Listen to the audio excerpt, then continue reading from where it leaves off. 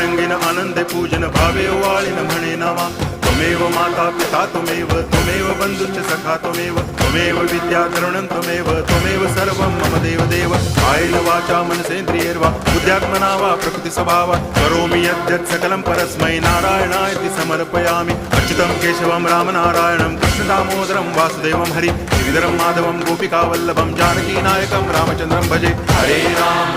Ram